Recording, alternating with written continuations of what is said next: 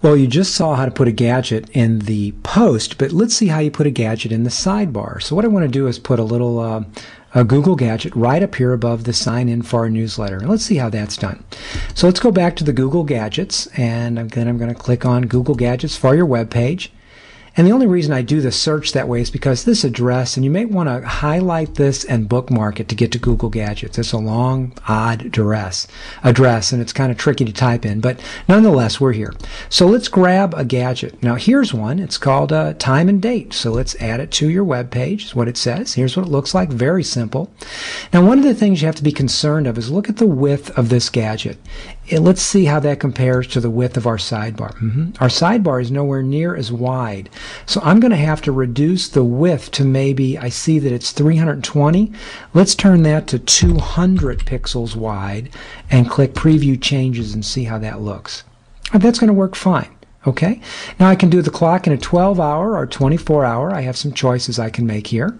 I'm just going to go to the 12-hour clock, and I see this little bitty sliding bar. I want to get rid of that, and one of the reasons it shows up is because the height is too small. Let's just change that to 140, and that might just do it for us.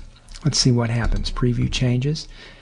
Up, still there. Let's see if we make it 150. See if that'll do it. All right, gone. So this will look pretty good. This is the clock time that I want on my sidebar. Let's go ahead and get the code. I'm going to select all the code, copy it. I'm going to go to my likability marketing blog, and I want to put it over here in the sidebar, and you know how to do that.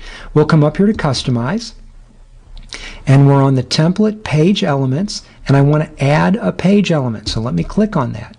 Now remember, we just grabbed some code, some script, some code, and the page element we need to use is the HTML JavaScript.